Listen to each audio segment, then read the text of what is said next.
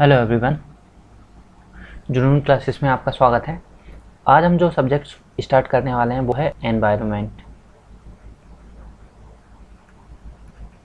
तो चलिए शुरू करते हैं।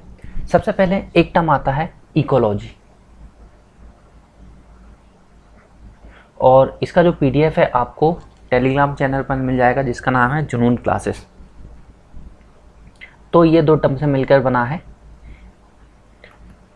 Oikos plus logos. जो इकोलॉजी है वो एक ग्रीक टर्म है।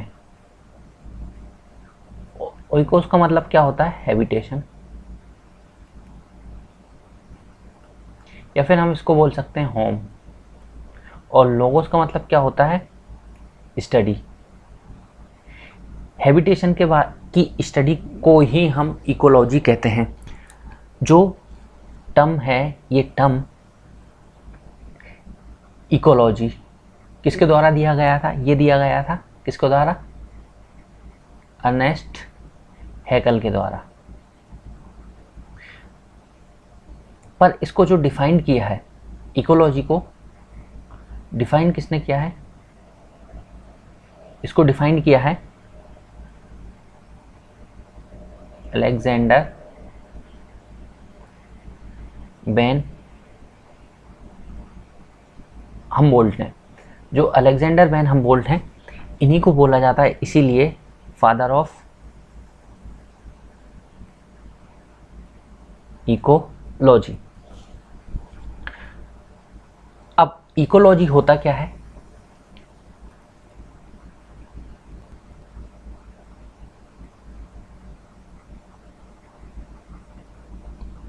इकोलॉजी का मतलब होता है स्टडी अबाउट इकोसिस्टम।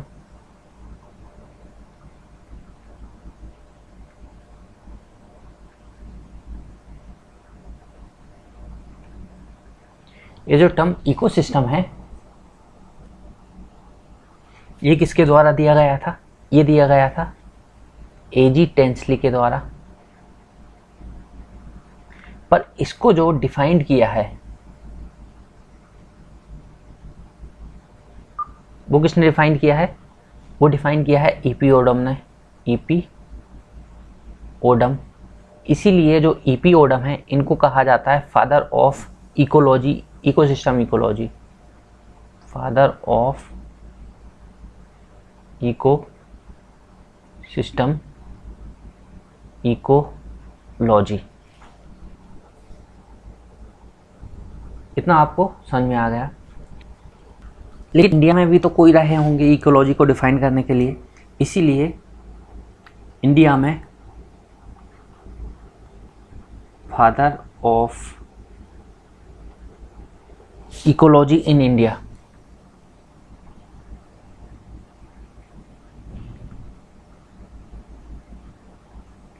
किसको कहा जाता है? रामदेव मिश्रा जी को। इकोलॉजी के फादर इंडिया में कौन कहलाते हैं? रामदेव मिश्रा जी। अब देखिए, एक टर्म आया इकोसिस्टम। इकोसिस्टम क्या होता है? Ecosystem. देखिए, अब मेरी बात सुनिए आप, क्योंकि मेरा चेहरा तो दिखाई नहीं दे रहा होगा। इकोसिस्टम क्या होता है? जहाँ पर लिविंग और नॉन लिविंग थिंग किसी भी एरिया में रहते हैं, उसको हम बोलते हैं इकोसिस्टम। इकोसिस्टम जो लिविंग थिंग रहती है उनको बोला जाता है बायोटिक, और जो नॉन लिविंग थिंग रहती है उनको कहा जाता है अबायोटिक। तो इकोसिस्टम क्या होता है? All living and non living thing in an area, उसको हम कहते हैं इकोसिस्टम। या फिर ऐसे भी डिफाइन कर सकते हैं इकोसिस्टम को, किसी भी रीजन में जो लिविंग थिंग होती हैं या फिर लिविंग ऑर्गेनिज्म अपने एनवायरनमेंट से इंटरेक्ट करते हैं। लिविंग थिंग एनवायरनमेंट से इंटरेक्ट करते हैं, मतलब जो एनवायरनमेंट हो जाएगा वो नॉन लिविंग हो जाएगा, वो क्या हो जाएगा? Abiotic factor. या फिर ऐसा बोल सकते हैं लिविंग थिंग अपने सराउंडिंग से इंटरेक्ट करते हैं, तो वो क्या कहलाता है? आपका इको सिस्टम। चलिए अब आप इसको लिख लीजिए। इको सिस्टम क्या हो जाएगा?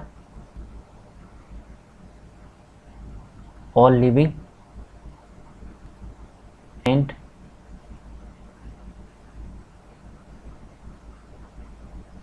Non living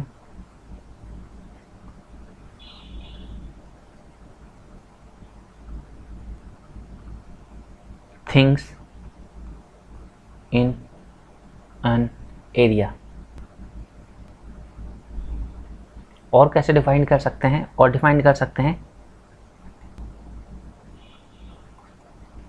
it is a region in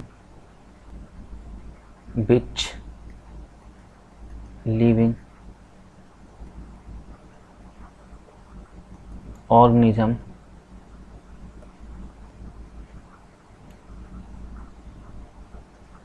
interacting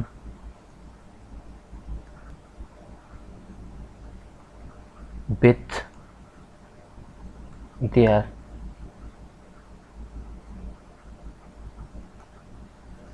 surrounding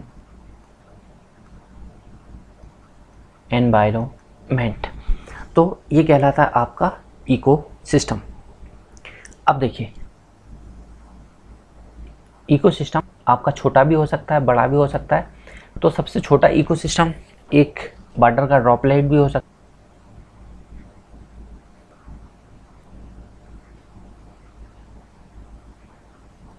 और सबसे बड़ा इको सिस्टम अर्थ भी हो सकता है। अर्थ, क्योंकि अर्थ में living and non living thing interact करती हैं, तो एग्जाम्पल क्या हो जाएगा? लार्जेस्ट पॉसिबल इको सिस्टम क्या हो जाएगा आपका?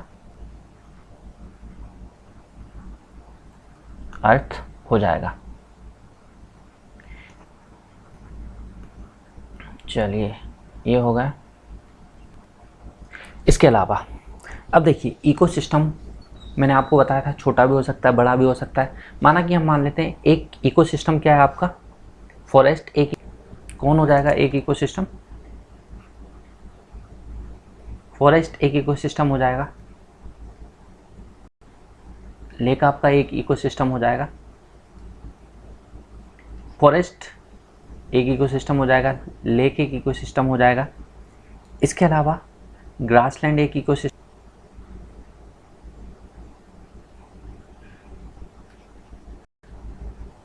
ठीक है। तो इस तरह के कई तरह के इकोसिस्टम हो सकते हैं। हम इकोसिस्टम को दो तरह से डिवाइड कर सकते हैं। इकोसिस्टम कैसे करें?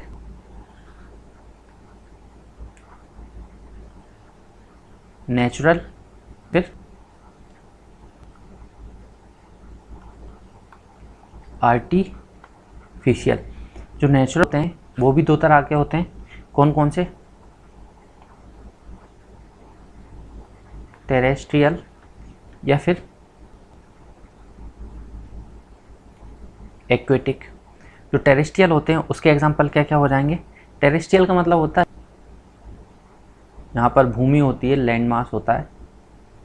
और एक्वेटिक मतलब जहाँ पर पानी होता है, पानी का में जो इकोसिस्टम हो जाएंगे? Forest, grasslands,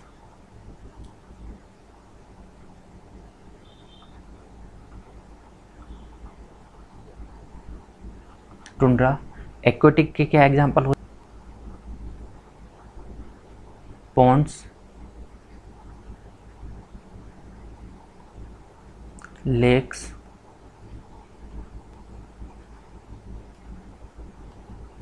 reverse. इसमें क्या क्या हो जाएंगे? आर्टिफिशियल में जू हो, और बॉटनिकल गार्डन हो जाएंगे।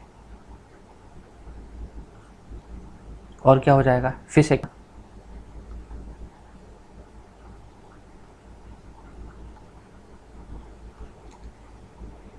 ठीक है। अब देखिए, कोई भी दो इकोसिस्टम होते हैं। माना कि एक इकोसिस्टम ये है और एक इकोसिस्टम ये है। एक इकोसिस्टम ये हो गया और दूसरा इकोसिस्टम ये हो गया। इन दोनों के बीच में जो बाउंड्री बनती है उसको हम क्या बोलते हैं? उसको बोलते हैं हम इकोटोन।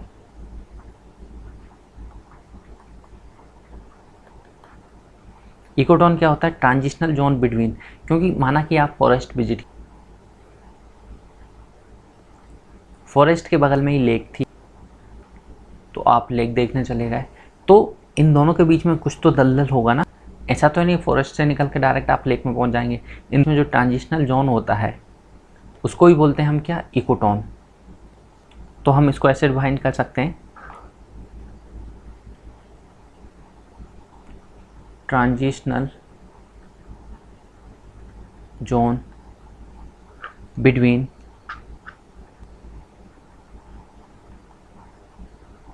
डिफरेंट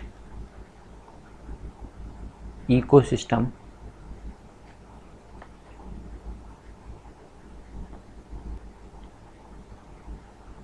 ये कहलाता है आपका इकोटोन। ये क्या क्या हो सकते हैं, वेटलैंड हो सकता है, ऐसे हो सकती हैं,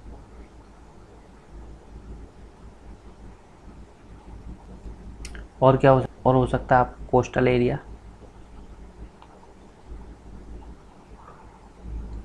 अब देखिए, जो ट्रांजिशनल जोन चीज़ की संख्या जो इकोसिस्टम है उनसे ज़्यादा होंगी कुछ स्पीसीज़ की। फॉर एग्जांपल फ्रॉग हो गया, फ्रॉग लैंड पर भी पाया जाता है और वाटर में भी पाया जाता है। तो ऐसे ही कई कुछ स्पीसीज़ होती हैं जिनकी संख्या दोनों ही इकोसिस्टम से ज़्यादा होती है। तो इसी इफ़ेक्ट को हम क्या बोलते हैं, एज इफ़ेक्ट। तो इसको भी आप लिख लीजिए, क्या हो जाएगा, in the ecotone some of the species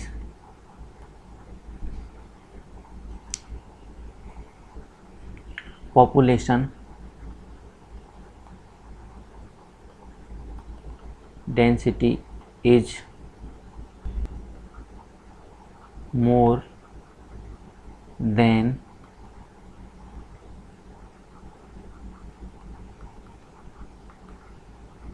adjoining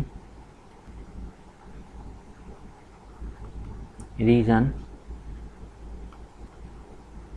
and this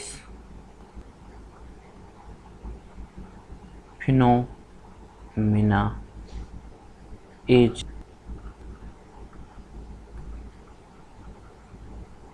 known as edge effect।